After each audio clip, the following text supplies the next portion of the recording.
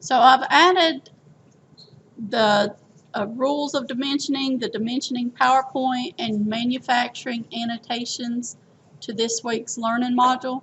And we're going to go over all three of those, and I'm going to show you how to put dimensions on your drawings. So far you've done the multi-view drawings, and I told you not to print them just yet because we're going to add to them.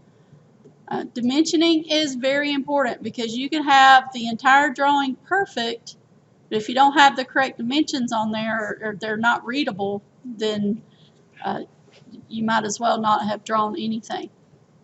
So the first one here is just a list of rules of dimensioning. Okay, there are about 50 something on here. I do believe 57. Okay, that means at some point you need to go in here and read through those. Now the ones that we're going to go over are the most common ones, but there are circumstances, especially when you get more advanced like level 2 and 3, when we have to put in tolerancing and a lot of other things, geometric dimension and tolerancing symbols, datums, those kinds of things. When we start putting that on the drawings, then it gets a little hairier. But as far as you're concerned in this class, you're going to use, at least the top 20 of these dimensioning rules. Just go in here at some point, read through those, and then we will reiterate all of these rules as we go, as we're applying our dimensions. So number one rule in dimensioning is that each dimension should be given clearly so that it can be interpreted in only one way. Okay, I would write that down if I were you, because that is very important. Number one rule, you only put dimension on there in a clear manner so it can be interpreted in only one way, and you'll learn what that means in a little bit. But if we have multiple dimensions on an object and it's unclear where they apply or what feature they go to, or if you have too many dimensions on an object, that can also be ambiguous, because then we have an accumulation of tolerances.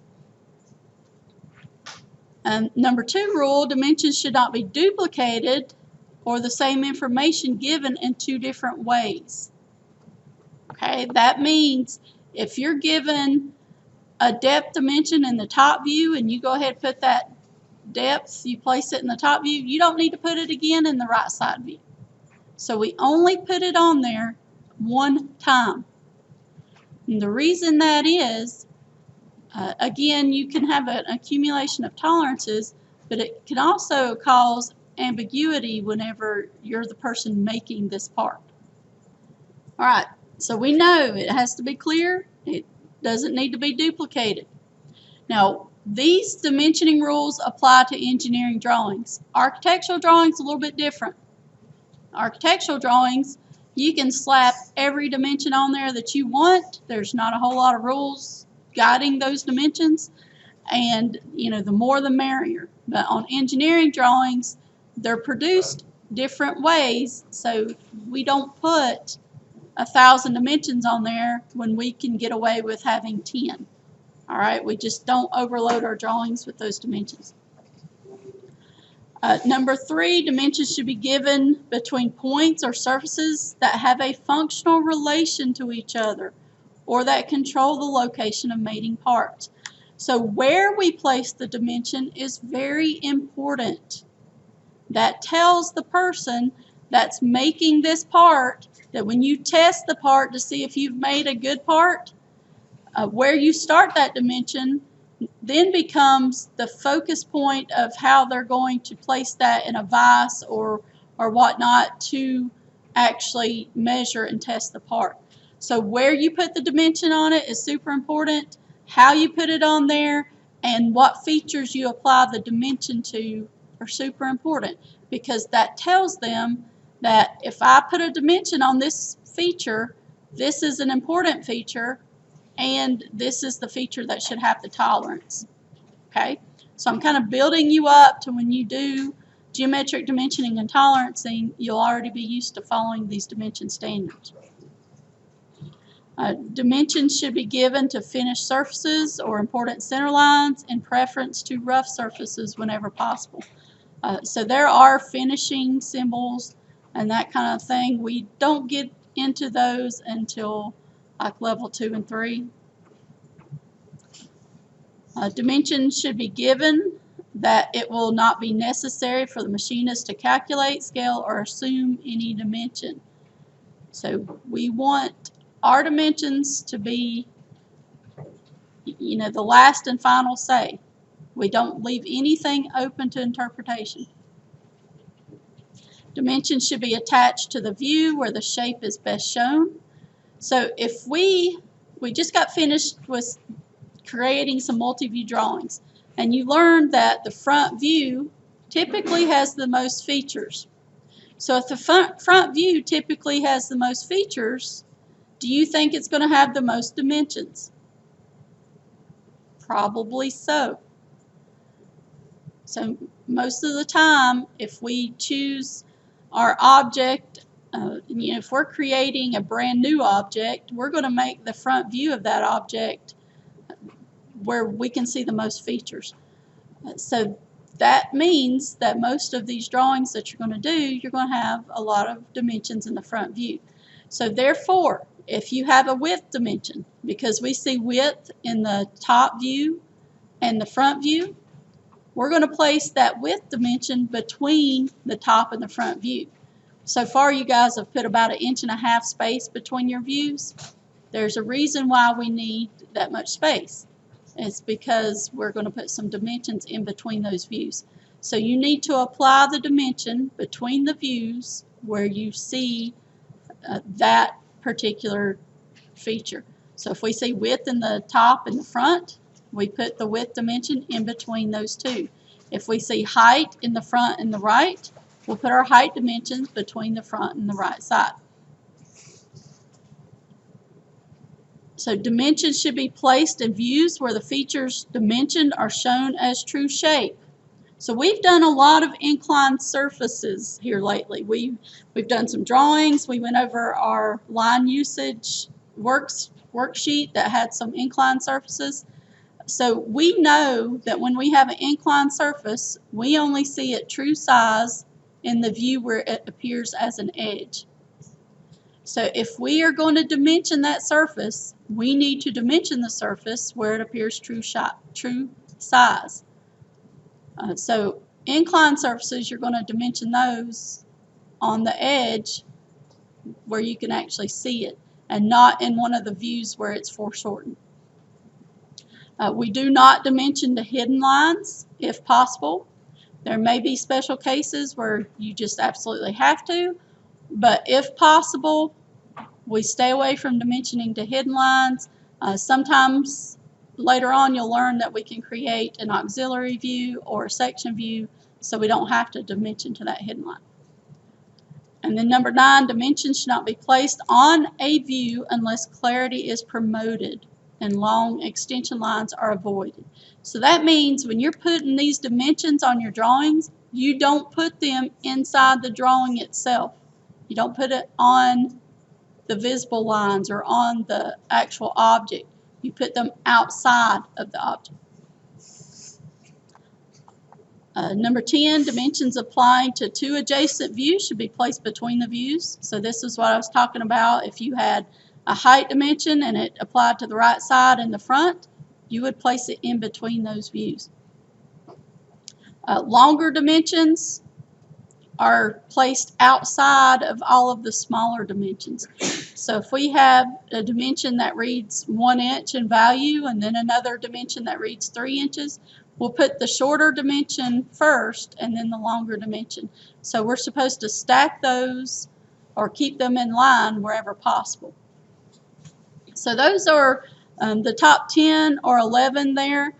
We will reiterate those in the PowerPoint that I'm going to show you next. But I wanted to just make sure that you knew this sheet was here, and it's good reading material, especially if you need some help getting to sleep at night, bring this right out, and you'll probably be asleep by the time you get to the first 10.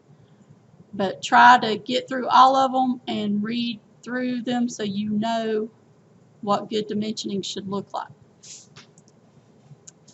The next one is the dimensioning PowerPoint.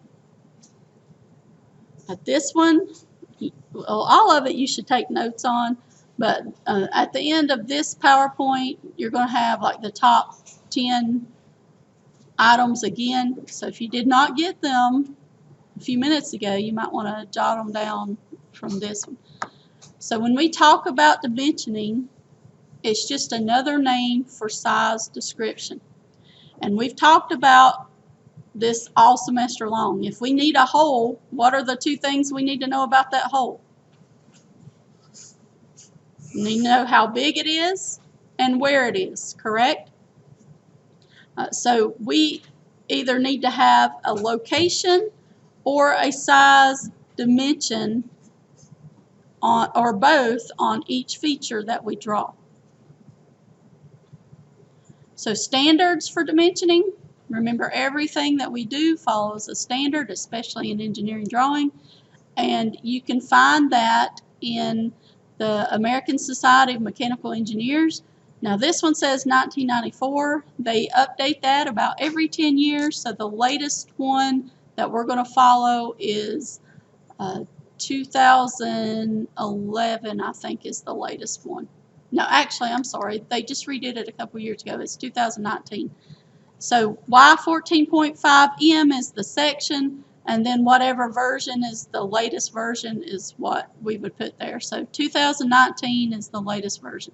This is also an ANSI standard. So ANSI stands for American National Standards Institute. You will need to know both of those. Very important.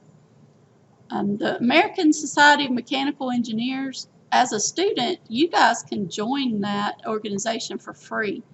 So that might be something you want to look into, especially if you're definitely going into engineering in college. It is a really good organization to be in, be involved. You get free materials sent to you. You get to go to conferences for discounted prices.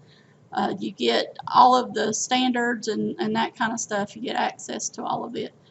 So, you know, if you want to look into that, or if you need some help looking into it, just let me know. But the standards and all of our dimensioning techniques and engineering drawing techniques are found in these standards. So this little slide here, it looks like it's not much, but it has a ton of information that you're going to need to learn. So if I zoom in on certain aspects, there is a standard for everything. So we're going to take each of these symbols and everything that it's pointing to here with the leader lines, and we're going to go over all of it. So make notes as we go, because you will see it again. So when we're looking at a leader line should be terminated with a tail-like feature that has some kind of note or dimension at the end. So leader lines have a note or a dimension at one end. The other end that is touching the object has an arrowhead. So things we need to know about leader lines. You should not have them perpendicular or horizontal. So we don't want to make leader lines with ortho. Okay? The reason why we don't have them at 90 degrees to the part is so we can understand that they're not part of the object. Because we don't always have, you know, when it's printed out on a piece of paper and you print it in grayscale or black and white, you don't have the color differential, so you can't tell if it's a dimension line or an object line. So leader lines are always drawn at an angle. So they're terminated with a dimension or a note. They have an arrowhead that touches the object on one end, and they're always drawn at an angle. And those typically are like 15, 30, 45, 60, like those common angles. but we never draw them at 90 degrees horizontal or vertical. We never want them straight up or straight over because we don't want them to blend in with the part.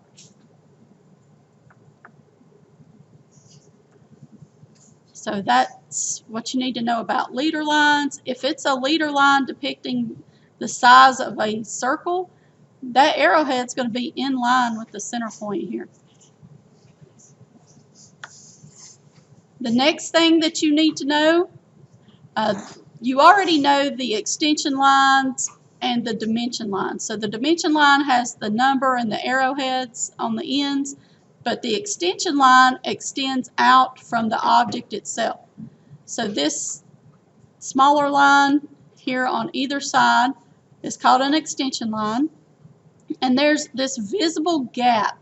If you can see my mouse where I'm circling, there's this visible gap between the extension line and the object. And that gap is 1/16 of an inch. Okay? 1/16 of an inch gap. And right here you can see where it says space. That's a gap that's 1/16 of an inch. And the reason why we do that is so we don't get confused with our extension lines being part of our object. So we leave that gap on purpose. And here's an example of where you have a shorter dimension and a longer dimension. So the smaller dimensions are going to be closer to the object.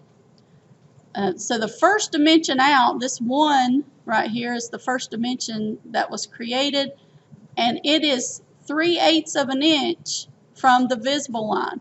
So the first dimension is about 3/8 of an inch or 0.375 from the object. So it's a small space that we leave between the dimension and the object. And then the next dimension is 0.25 or 1/4 of an inch between the first dimension and the next dimension. So these spaces between the object and the first dimension is 3/8 of an inch. The space between the first dimension and the second dimension is 1/4 inch. And if we had 5 more dimensions that went out from this object, the distance between those dimensions would also be 1/4 of an inch. So the first one is a little bit further away, the second one 1/4 of an inch, and any dimension after that should be about 1/4 of an inch. So spacing matters. We don't want to slap some dimensions on there and then have extension lines that reach all the way across our paper. That's hard to read. Something else that we can consider, if it is a full circle, if we see it as a full circle and a hole, then it's going to have a diameter dimension. If it's just a half a circle like this arc here, or a little bit of a circle, it's going to be dimensioned with a radius. So arcs are dimensioned as a radius, and circles or full circles or holes are dimensioned as a diameter.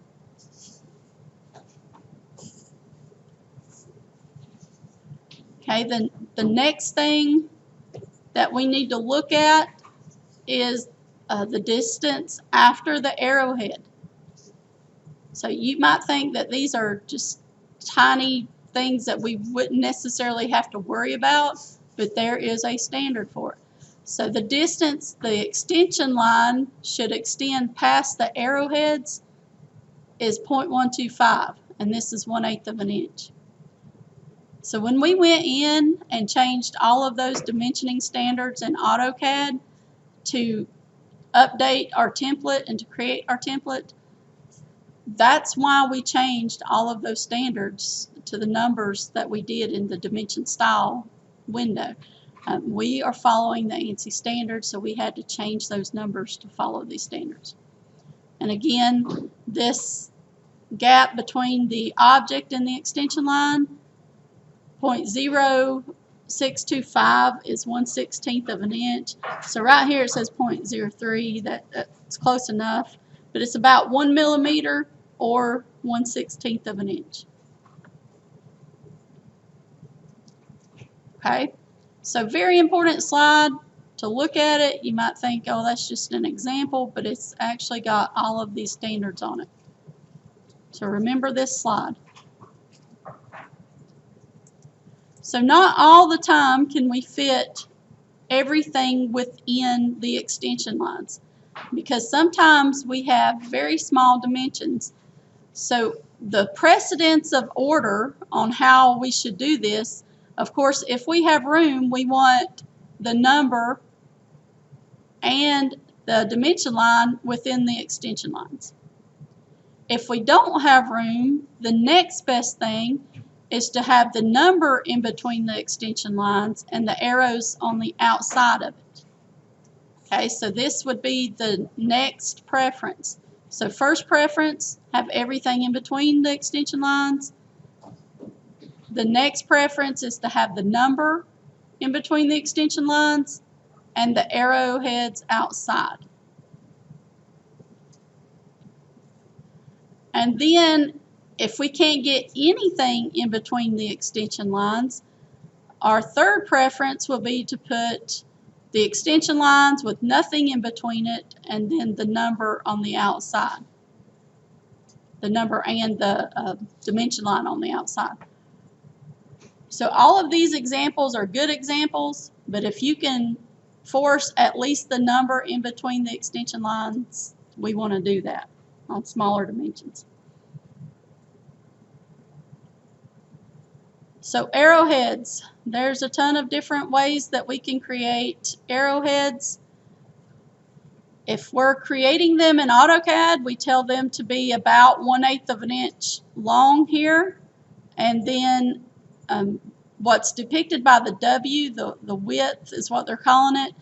In this picture it looks like height, but the height of it, or what we're calling the W, is about 2 1/2 a difference proportionally to the width of it. So if I'm saying that this is 1/8 of an inch long, then it should be about 2/3 of that height. Okay. So if we have 1/8 of an inch long, then the total height of this thing should be, you know, maybe 2 millimeters. If 3 millimeters is 1/8 of an inch, then the height of it should be no more than about 2 millimeters. So we want to keep it about proportional to the width and the height of the arrowheads.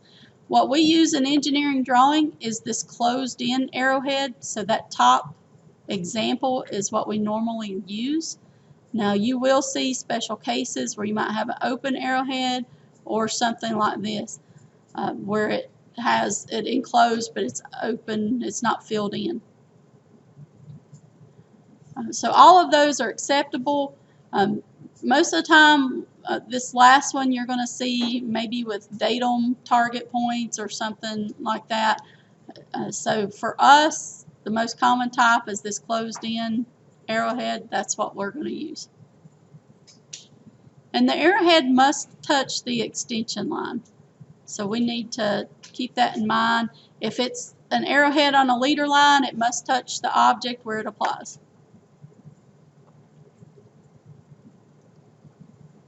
Alright, so dimensioning diameters. This is very important, and I want you to make sure that you write this down. If you have a cylindrical object, okay, you see this very top example where this whole thing is a cylinder. We have, you know, a cylinder here, a bigger cylinder in the middle, and then an even smaller cylinder right here. So if that's my front view, then this is my right side view. Now, since all of these cylinders actually have material, and what I mean by that is none of them are holes. You know, a lot of times when you see a circle on a drawing, you think it's a hole. It's not necessarily a hole. This one is just a cylinder, so it has material. So if that is the case, we're going to dimension the diameter dimension in the view where it appears as a rectangle. So in this case, we have this cylinder on the end here, we can see that it's a cylinder because in the right side view we can see this hidden circle.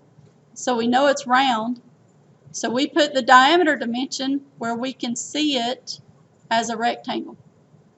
Same thing with this larger cylinder. So the outside diameter is seen in the right side view. Instead of putting a leader line in this right side view, we dimension it in between the views where it applies, and we show it as a diameter symbol where we see it as a rectangle in that front view.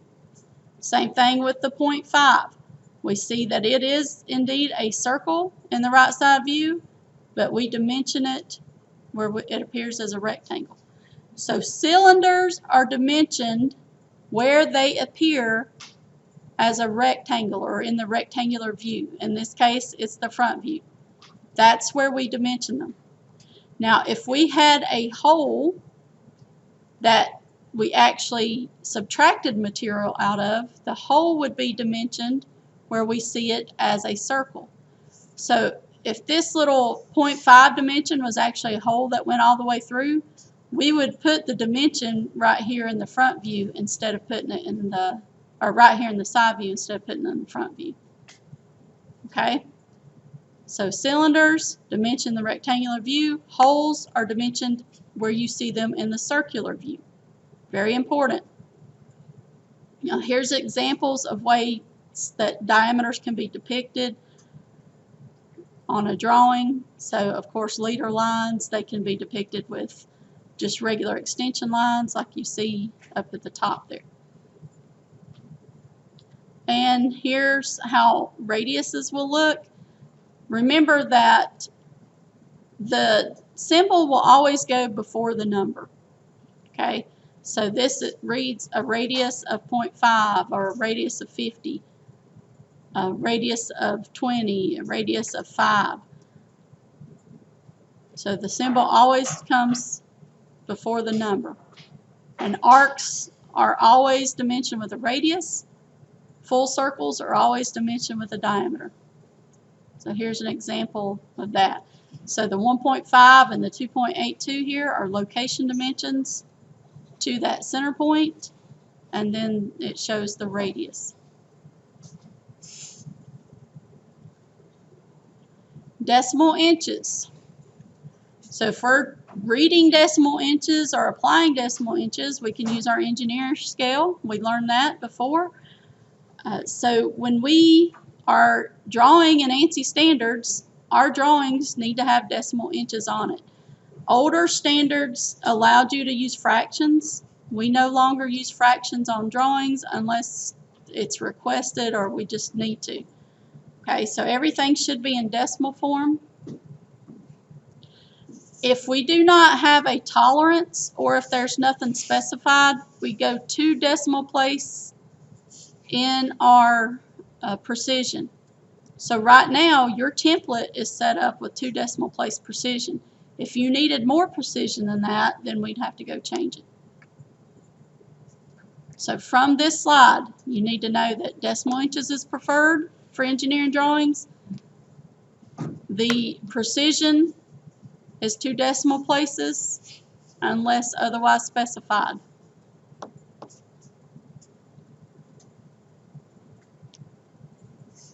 In metric system, we use millimeters on engineering drawings. In some cases, if it's a very large object and we're using like a ANSI D or E size paper, then we can draw in centimeters, but millimeters is the preference. And when we're using millimeters, we don't use a comma.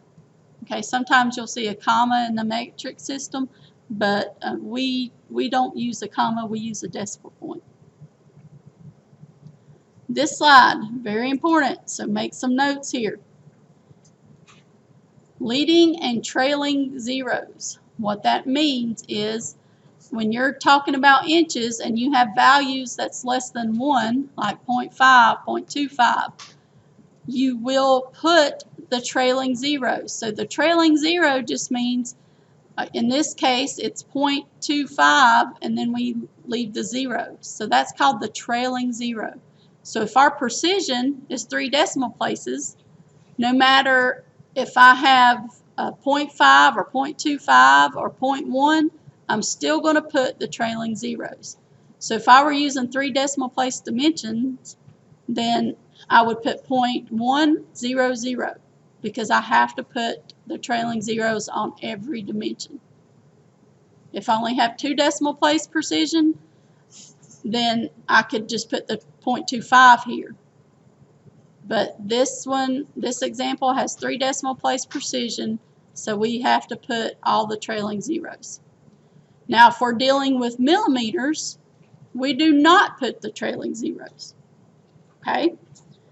In millimeters, we will put the 0 before the decimal place. So if I have 0.25 millimeters, I'm going to put 0.25 millimeters.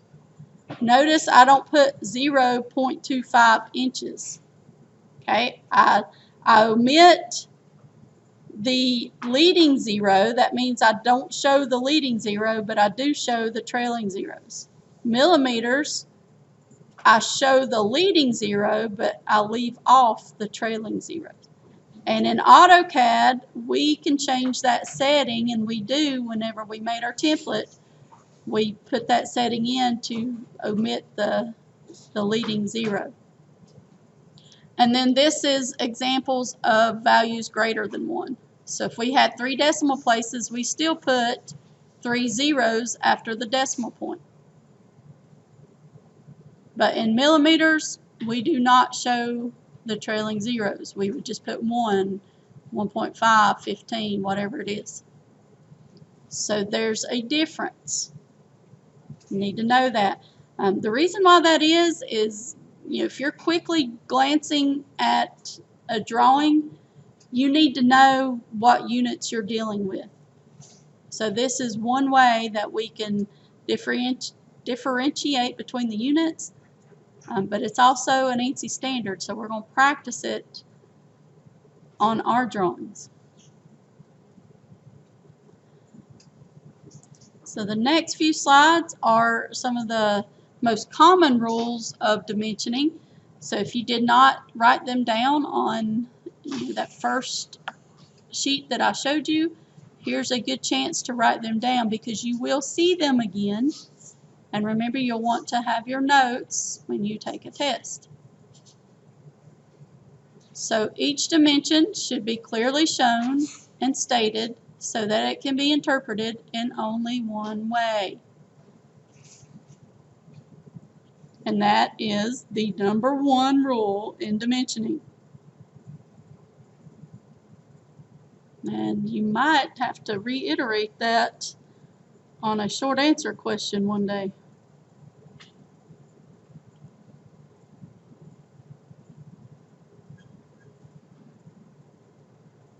Dimensions should not be duplicated or given on a drawing in 2 different ways. So if we have the width on there in the front view, we don't need to put it in the top view. We only put it one time.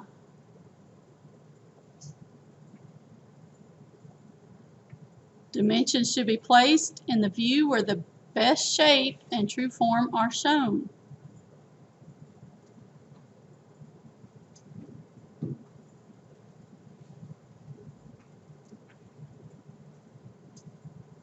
Avoid long extension and leader lines. Remember our rules of, the first dimension is 3/8 of an inch away from the part. The second dimensions are 1/4 inch away from the first dimensions.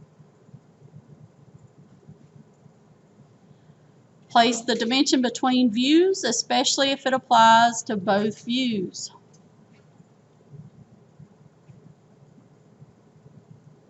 Do not assume that a part is symmetrical.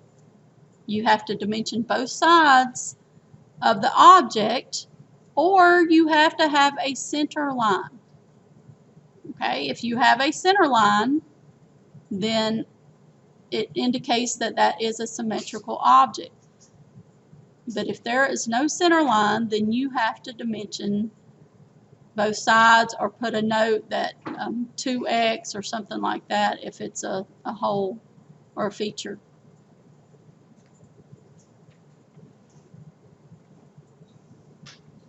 Spacing between dimensions should be consistent within the drawing. Remember those standards.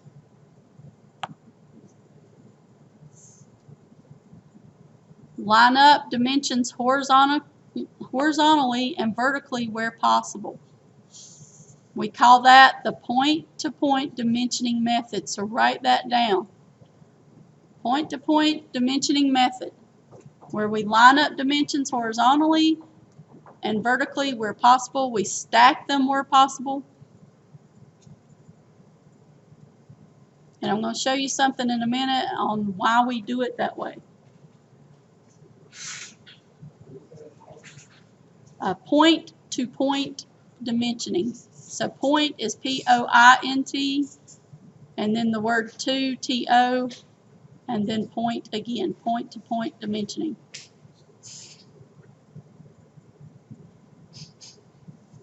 So avoid crossing dimension lines or leader lines where possible. We want to place them where they do not cross over each other if we can help it.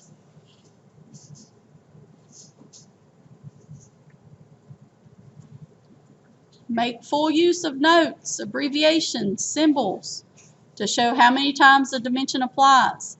So if we had 4 holes that had the same diameter, we would not put that same diameter 4 times. We could put 4x, meaning that we're applying this 4 different times, and then put the diameter symbol and whatever the diameter was. So if we had 4 holes that were 1 inch, it would read 4x diameter 1 on our drawing. So we use X to indicate the number of times.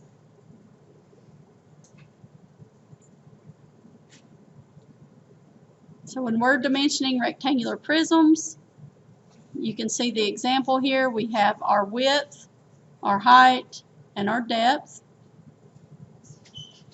All right. Dimensioning cylinders. Remember, even though it's round, we dimension them in the rectangular view. And I'm going to zoom in here so you can see this chamfer note. A chamfer just means that it's truncated or cut at an angle. You're going to see this a lot, especially in fasteners or mating parts. To put a chamfer at the end so it's easier to assemble. So chamfers, and write this down as well, chamfers can have 2 length values, which is what you see here. So two lengths. They can have a length and an angle, or 2 lengths. And this is how, there's no real symbol for chamfer, so normally we just put the word out there. Knurls are the same way. If we have a knurl, and I'll show you what that is, we just write the word knurl. There's no symbols for those.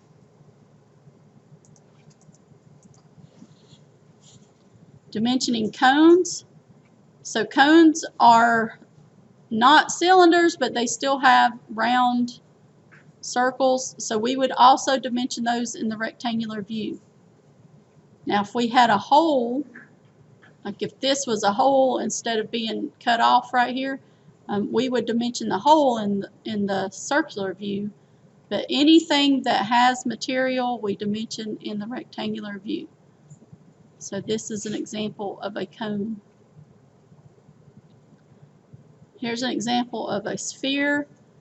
So if you have a spherical diameter, and a sphere, what it looks like is like a ball, like a basketball or baseball or softball. So it's round all the way. It's really hard to depict that in a 2D drawing because it's going to look the same on all sides. So to note that it's a sphere, we put an S. So this reads spherical diameter of 30. And then this is a spherical radius. So this is kind of like a dome at the end of a handle or something. So spherical radius, spherical diameter. Rectangular coordinate dimensioning and coordinate dimensioning. All you need to know about this is that where the dimensions come from matter. Like this one, we have a central center point, and you'll notice that all the dimensions are coming from that center point, all these location dimensions. So if we were going to create this, we'd probably put the origin at this center point. And that lets the person that's making it know that whenever you test this part, you measure it after you make it, you're measuring from the center out. Okay, so we would put maybe a locator pin or something right here to hold it and measure from the center out to make sure that we had those holes where they needed to be. So where we place our dimensions is very important because that tells the person that makes it and tests it where to locate it and where to measure from. All right, so every placement means something. And then here's just an example. If you have a lot of holes or a lot of features that you need to label, you can do it with kind of like a XY axis where you have dimensions going out to the side, dimensions going up, and then you label the hole with a letter, and then you just put it in the chart. So C would be 3.6. So if I look down here and saw all these C holes, I would know that that diameter is 3.6. So these are the location dimensions, and then the diameters would actually be in the chart. And these are just examples of dimensions. You have some features like fasteners that have all of the same geometry, but maybe different diameters or different threads. So we could have one drawing of those and then put all of those dimensions in a matrix or a chart, so we wouldn't have to do 15 different drawings of the same thing for a fastener. We just have one drawing and have the dimensions in a chart. And if we needed to, we could do dual dimensioning where we have inches and millimeters on the same dimension line. Here's an example of that. Here's another example, putting the millimeters in the brackets. Okay, and then we go down. We're not going to do a lot in tolerancing in this class because it's an intro class, but we do want to understand that we can't make parts perfectly. If we say we need a 1-inch hole, it might not be exactly 1 inch. So we put tolerances. We give ourselves a little bit of wiggle room just in case, maybe we have a bad tool or something. So a lot of times in our drawings we have to indicate that there's this wiggle room of distances or hole sizes or whatever it is, that even though we didn't make it perfectly, it's still a good part. And that's what a tolerance value does for us. So when we're reading some of these tolerances, they can get down into the millionths of an inch. And I think, let's see, that would be 10, hundreds, thousands, 100,000s. I think I might need another 0 right there. Tens, hundreds, thousands, 10,000, 100,000. Yeah, I do need another. So 1 millionth of an inch should have another 0 in there. But you can see what these would be called. We got 0.1, which is 1/10th, 100th, 1,000th, 1/10,000th. And then that'd be 100,000ths. And then it would go on up to the millionth. And here's, you might see these on a drawing. So now you kind of know what values would be, like the range. But right now we're not going to put that on a drawing. I put it on here so you can be familiar and have seen it before. Okay. So from this PowerPoint, pretty much everything from rectangular coordinate dimensioning up is what you're going to really need to focus on. Okay? All right, and then one last thing is the manufacturing annotations. So when we're drawing, a lot of times We'll just throw something on paper and expect people to make it, and we have no clue what they can and can't do. You know, if it's has to be made out of steel, steel works a little bit different than wood.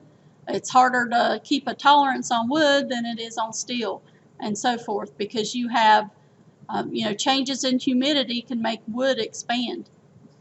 Changes in temperature can make metal expand or contract. So we need to understand that as engineers, because if not, then we're designing things that people can't make, and then it makes us look really dumb. So some of the manufacturing aspects of dimensioning are on here. It talks about drill, boring, and reaming. It talks about countersink holes. So if we're looking at this, the hole right here on the left is just a regular hole. It goes all the way through the part. The second hole is a blind hole. That means it doesn't go through the part, and if it's a blind hole, we have to have a depth. Okay? So we have to put a depth on our dimension. Not only just a diameter, we have to indicate how deep it goes. The counter bore and countersink and spot face, what do you guys think those might be used for? And you can see what it looks like in this 3D model here. This one right in the middle is a counter bore, and then we have a spot face and then a countersink hole. So what do you think those might be used for? And you can see what they look like on the inside too. What do we generally put in holes when we're putting parts together? Fasteners, right? We're going to use screws, bolts, nuts, whatever we can to fasten those parts together. So if we want a fastener to be flush with the top of our part, we put a counter bore or a countersink, so the head of the bolt will go down into that hole and it's going to be flush. So if we have moving parts or something where you don't want maybe somebody to get caught on that bolt, or you know, whatever the function is, you would put a counter bore hole in. So what it looks like right here, you can see it as a hidden view, where you can see the top of it is cut out more than just the hole. So far in our drawings, we have created holes, hidden lines for holes, but we haven't created counter bores yet. And you'll get drawings where you have a counter bore hole, and you're going to have to indicate that. Spot face looks kind of like a counter bore, but it's just barely hollowed out right there. So a spot face, the depth of the spot face is about 1/16 of an inch. And then the countersink, it has an angle head on it, because you guys have seen screws that have the angular head. So there's different types of nuts and bolts and fasteners that have different heads, and we, you know, compensate for that with different types of holes. So what you see here, this rectangular one, is called a counter bore, spot face, and countersink.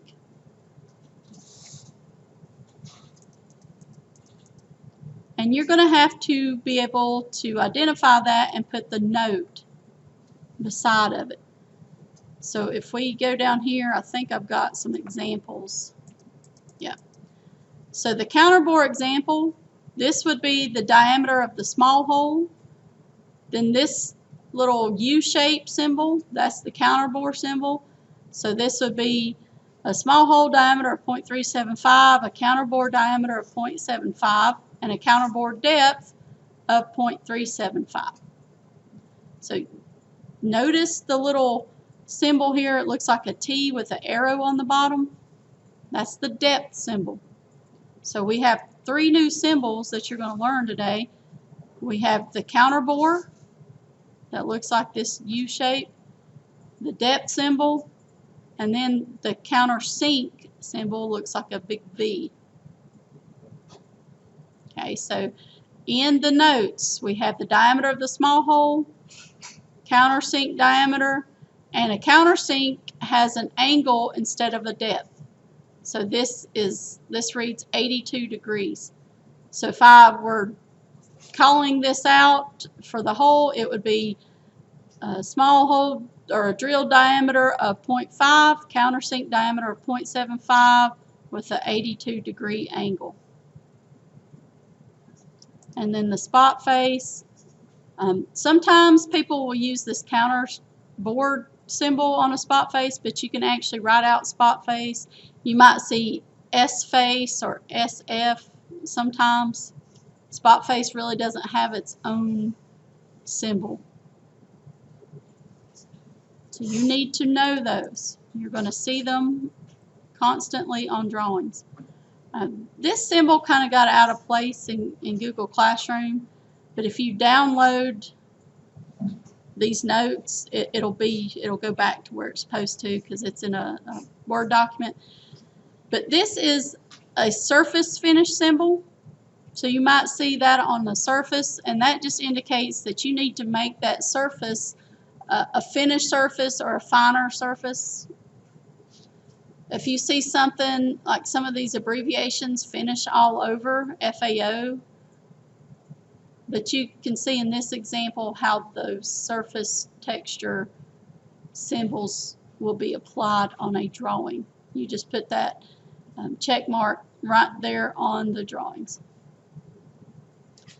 And then there's also different types of knurls.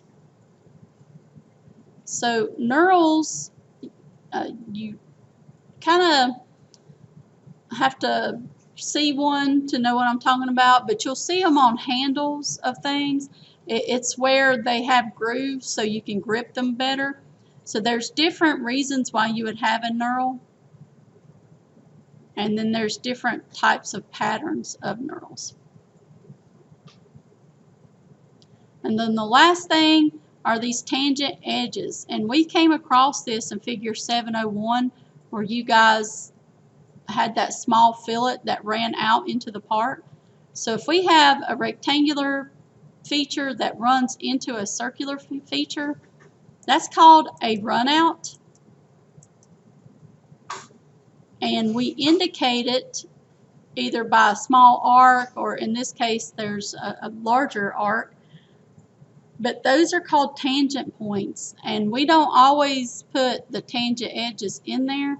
Most of the time we'll just indicate them with maybe a fillet or something to indicate that they're there, but we don't show it as a line. Because anytime you do a multi-view drawing, remember if it's an edge or a cutout or something, you have to show lines or hidden lines to show that. Well, in this case, all we're showing is the fillet. We don't show that there's a change in that surface because this part just really runs out into that round part. So that's why it's called a runout. And you can see the difference here. Here's the pictorial and then the multi-view on what they're showing as those look like. All right, so I know that was a lot. This last page, here's chamfer indications, and you guys have already seen that. But again, this is a distance and an angle. This is a distance and an angle, and then you can also use two distances if you need to on a chamfer. All three of these sheets are available to you, and we'll talk more about them. This is just the introduction. But what I want you to do is we'll toggle over to AutoCAD and we'll start putting some of the dimensions on the drawings.